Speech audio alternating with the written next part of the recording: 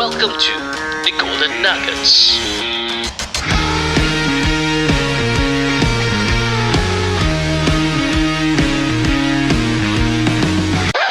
Bro, actually it's been quite some time. I want to start a business, but I don't know where to get started. Don't worry, bro. I got just the right opportunity for you. Really? What opportunity? Have you ever heard of Korban agents? What is that? Okay, you know every year got Hari Raya Haji, right? Then what happened is that a lot of people actually sell goats, sheep, cow for Korban. You know about this, right? Yeah, I know. So what has that got to do with me? Okay, I tell you, there's this opportunity. You just go to this link, and what happened is that you can immediately register to be agent. When you become the agent, you can become the one who actually sell this Korban service. Huh? Really? What is the link, bro? The link is tgnpodcast.com/ARH agent. Once you click the link, you just inform them that you are interested to be an agent. Oh, as simple as that, bro. Yes, bro, it's that simple. Zero cost. You will learn about marketing. You will even learn about how to pitch to clients. Wow, really? And the best part, bro, because this is Korban services, there will be a lot of barakah. Insha'Allah. Alright, bro. I will definitely do this, bro. Thanks for giving me this link. What's the link again? It's tgnpodcast.com/ARH agent. Alright, bro. Thanks. I will definitely get started with this, and I hope to learn more from this experience. Welcome back to another episode of the Golden Nuggets podcast. My name is Hanafi, and with me, as usual, I have Ame. Today's episode, we have actually not one, but we do have two guests. They are from Mak Besar's team. Yeah. Welcome. Okay, hello. Thank you for having us. Yes, so today we have Fid and Lina. Yeah. Waalaikumsalam. I'm Fid. I'm Lina. So, is your name really Fid or? No. The story. short form, nama gelaran. There's a story behind it. Okay, what's the story? My name is Firdaus. Uh-huh. Firdaus bin Faisal. My father's name is Faisal. So it was a challenge when I was growing up. It was a challenge for the non-Malay speaking to pronounce my name. Okay, I thought it's a common name. It is actually. So, but during my time, 1990s, when I was a kid, it was childhood trauma. Yeah. So it was like, for example, when you go to the polyclinic, Feroz, no, it's not Feroz. Furuz, no, it's not Furuz. So I decided, okay, what would be easy for everyone to pronounce? Fid is easy. So I shorten it. I replace it with bin. Okay. So I now a lot of people know me as Firdaus Fid Faisal. Oh, okay. So that's how you can Google me. What did I say? So apa tu, your IC ada taruh nama Fid tu? Nah, ada lah. Oh, not officially. Tak lah, Aaron Aziz pun tak tukar nama. Mana tahu. Dah tak pecah temblang. Okay, so Fid, before, let's go back to your background. How young are you, by the way? I am 40 this year. 40 this year. Yes. And back then, sekolah apa dulu? Back then, I started my education life with Jamia. Oh, okay. It was a madrasah education system. I see. And then after that, I went to Bedok View Primary School. No more already. Oh, yeah. I know a lot of alumni who are also successful now. After which, I went to St. Pat's for a year. Okay. Wrong to ask him dia punya education background banyak. Like really a lot. Yeah. And after I was in St. Pat's for a year, and then after that, didn't really like the whole system. Okay. And then I went to Sin Min Secondary for 3 years. Yeah. Kira budak pandai Sin Min Sec. I remember that was my very first choice for the PSLE punya tu. Yeah, I'm lucky to be generalized in the budak pandai zone. Then after Sin Min, I went to TP, Temasek Poly. After Temasek Poly for a year, that one visual communication. I learned for 2 years over there. Then after that, I went out. I went to SRJC. Okay. Didn't like the JC system. Okay. And for an interview quietly without telling my parents, I applied for Nian Mescom. Then after that, I decided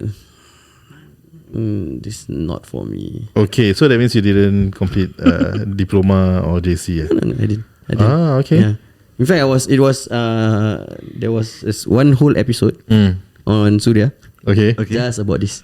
Oh, serious? The series was called Jalan Lain. Jalan Lain means alternative route lah.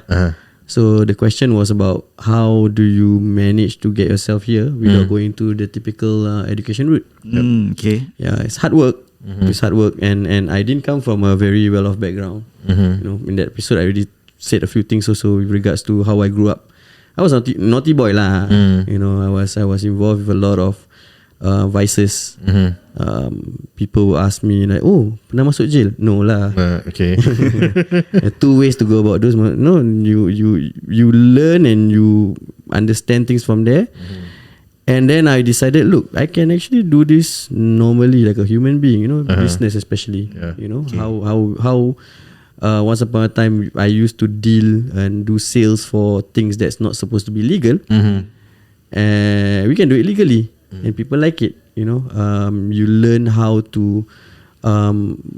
If you learn from the streets, you will learn how to PR by nature. Yeah. If not, you don't know how to. Your people relations are bad, right? You won't be able to survive the streets. So basically. Okay. Yeah, so that's my education path yang, you know, it's like halfway. That's colourful lah. Yeah, I think that's the best way to term it. A nice way to term it. Yeah. But I mean, it's interesting because you've gone through so many schools, and you say the system is not really for you. But individual schools, do you think like there's a difference, or because you know people say that you know all neighborhood school is the same, that kind of thing, you know? Yeah. I understand that, but I do also understand that, you know, different places have different culture. Yeah, so there are schools or there are cultures. I shouldn't generalize schools. I say there are certain places where the culture is to be driven. Okay. So what if you are not that kind? What if you are the laid back kind? You know, you won't fall in, right? And then after that, what if the culture is laid back and you are the driven kind? Yeah. And then you go like, alamak guys, Come on lah. come on man. Yeah. So that's the difference lah. To me lah, culture is more of the culture. I think that's also something that helps you, especially nowadays when you're running your own business, right? Because you are dealing with a lot of different kind of people with different kind of drive also. So I think it will also allow you to connect and empathize with the different people that you're actually working with lah. Yeah. I think empathy is the bit where a lot of businesses, I think we are so focused on our objectives, right? Empathy requires some time away to think about other people. Yeah. And we have terms like, you know, mind your own business, you know, hustle demi hasil, you know, it's all about self. So the empathy bit actually takes up time. Takes up time, takes up energy. And that is the bit where I think myself in Mak Besar, the three of us, myself, Lina and Hani, the three of us agree that empathy is something that we don't mind. We don't quantify. Not for the community, not for the business community, not for the national community lah. You know, so we do take time to empathize, and that was one of our pillars lah for how we ran Mak Besar. And Alhamdulillah, we've been running for the past 5 years, and that is currently what we are known for lah. You know, people will go to us macam you know, you can deal with us as friends. We understand, but of course we do have our limits lah, kan? Yeah. So we that's the bit that I think helped me when growing up. Right now, it kind of becomes a skill that, you know, can differentiate myself, my business from other businesses. Okay. Apa ni? Just now, of course, we actually did a bit of sharing. So I found out that I actually was we acted in a play together before, me and Fid. And Fid was in the DK Barat team. Yes. As a tukang karut. Yes. So my question is, how you become funny? That's a funny question. do you find like how do you find your content that you want to share inside the beat? I think one of the things that Lina also till today and my close friends would tell me is that I kind of mix around a lot. Okay. Different facets of community. I can be sitting down in the morning. Last time, during that time, during the times in of school, right, I will wake up early. I have this habit of going out in the morning, coming back late, and that's why my arwah, my late parents, they. So my late auntie, tak tahu nak balik. You think like hotel is it? But what I do is I like to meet people. So morning I will meet a different set of people. Let's say for example morning I will purposely meet like abang-abang at the barber shop. Oh, okay. They have a different way and lingo of speaking and different topics and whatnot. Then after that, later I will like be involved also with some charity work where you will get to Okay. Lina is really laughing. yeah, because busy. She when I wanted to marry her, right? My one question is that, are you ready? So I said this, your life is very fast paced. I am very normal tau. Okay. Macam dia dah cakap dia from the streets, but I am the most normal person you ever meet. Like really tak kaya, tak miskin, like normal lah. Bapak kerja bank, mak housewife, that kind lah. So bila jumpa dia macam busy lah dia ni, betul lah, serious. But then kita je first conversation actually lasted the whole night, daripada pukul 12 pagi sampai pukul 6 pagi. Berbual dengan dia kat phone, because dia macam curious. This Mat, I have to say Mat, I was a memang dia. If you know him last time, I know. But the conversation tu macam actually dia ni pandai tau. Asal lah dia kata macam asal lah. Dah lah mescom. I mean mescom is not easy to get tau. So macam itu I probe macam how come you, then baru tahu dia dari street. How come you turn out to be how come you turn out to be smart macam gitu. Okay. Because no, just now from throughout the podcast so far, like the way he's given the answers and communicate is like very professional. Like you say lah, it's like PR, right?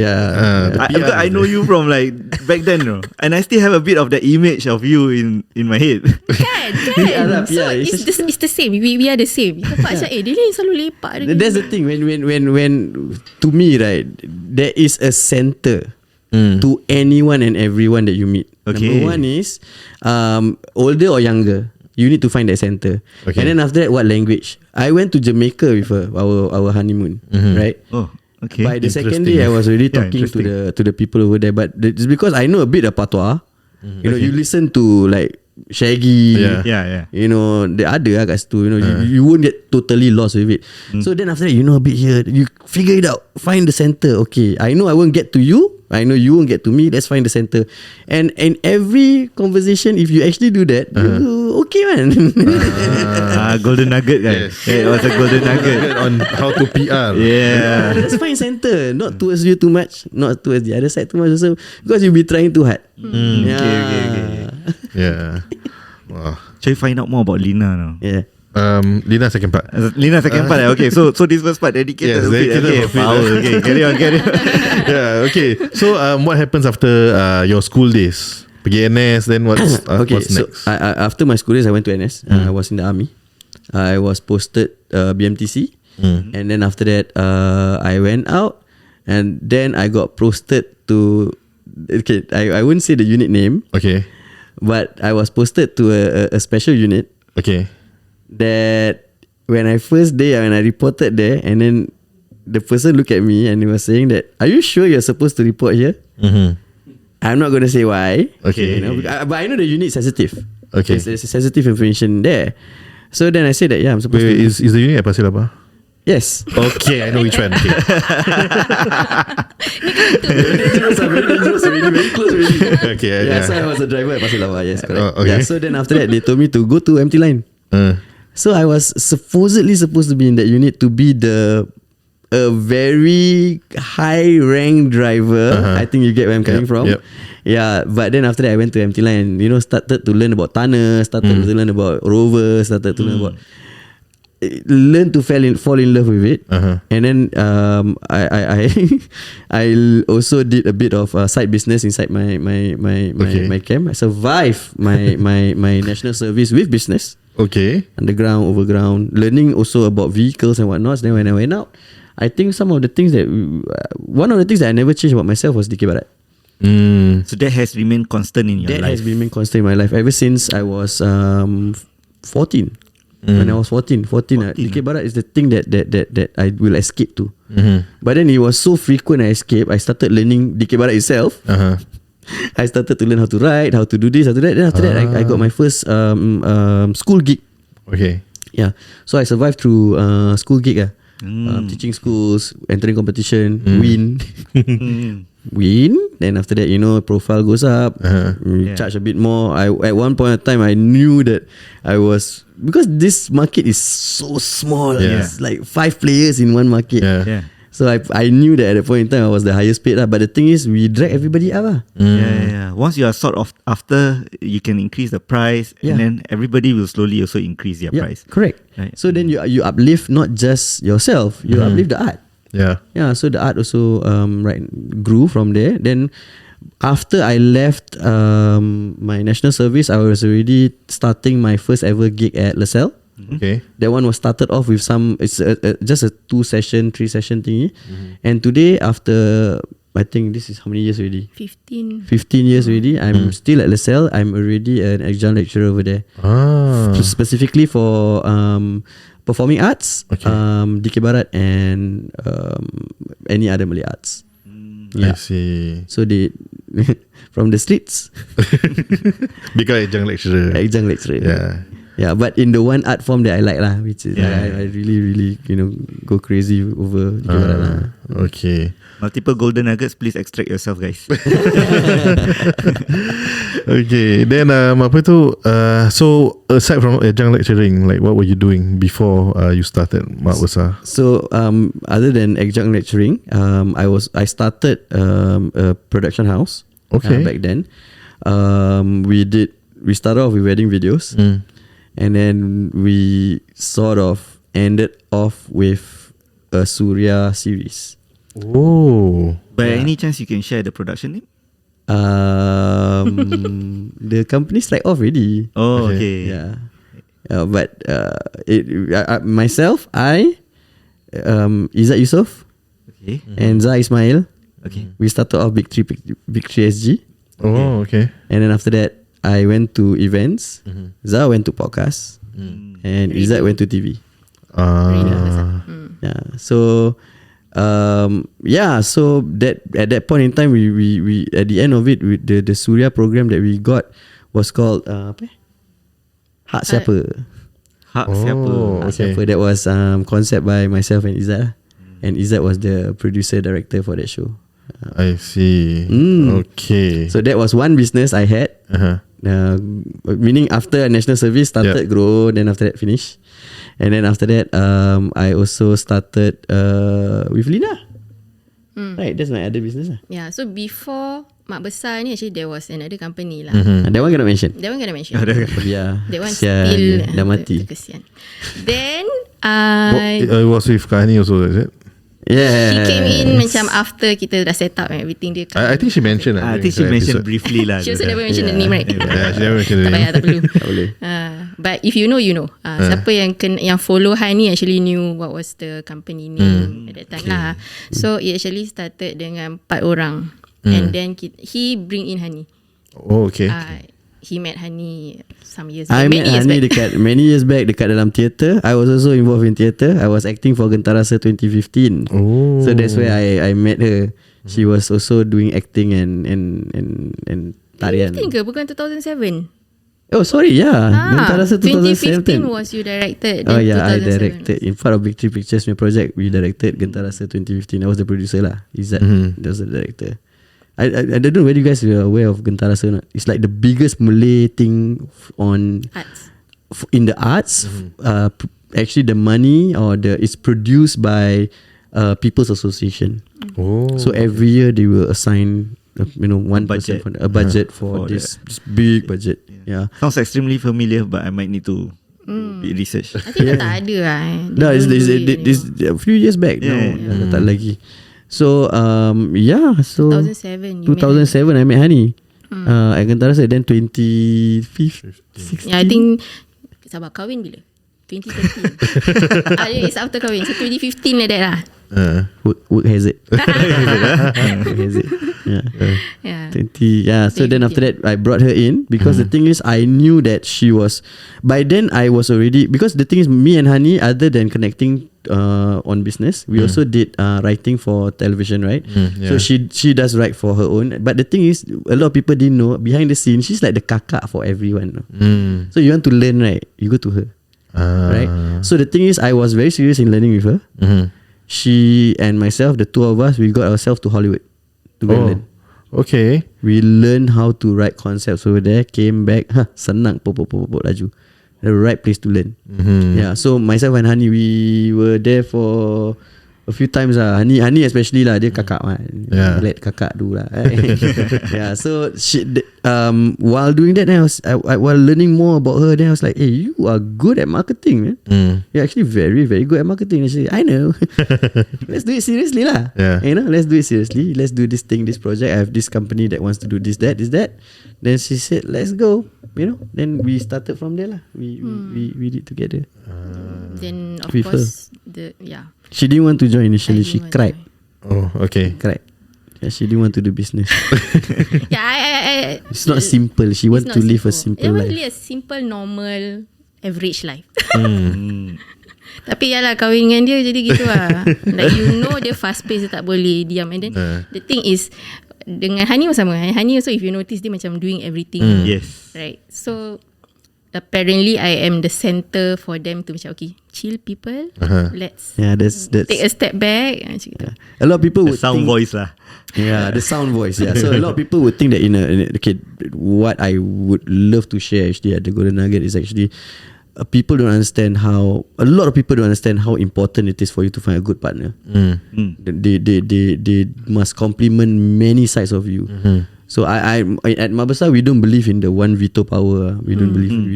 We totally do. We really sit down and we really put down all our thoughts into things.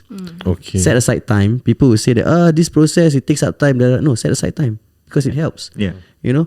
And then so the thing is, people, we are very lucky. The three of us are very lucky. We really, really complement each other. It's really, kita banyak kali, too many times, we actually learn how to, ding dong. Let's say, for example, myself and Lina, we have 5 kids. Oh, wow. No joke. Yeah, 5 kids. So 5 kids, we have a lot of things to do. But the thing is, it's always like, Hani will like, don't worry, you know. And then Hani also have stuff to do. She's not in Singapore right now. So by the time the business can run. So that synergy that we have, that very strong synergy that we developed actually for the past 3 years, the understanding that we have for the past 3 years that we developed is 5 years. Sorry, the past 5 years that we developed was the big thing that I told Lina. The big thing that Mak Besar kita win lah, basically finding that right partner from the start. So the rest of it is alhamdulillah easy. Wow.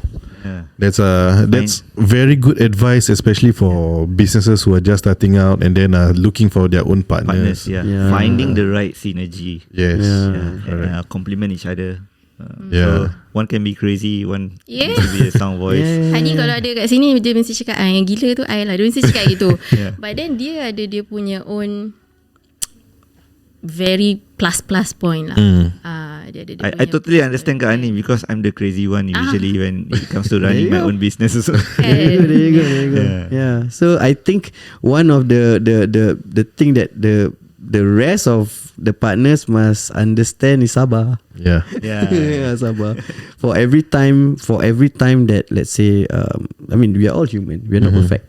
But for every time that the one partner goes down, and you feel so frustrated with them, you ask yourself how much congratulations and how much appreciation did you show when everything went up on that end.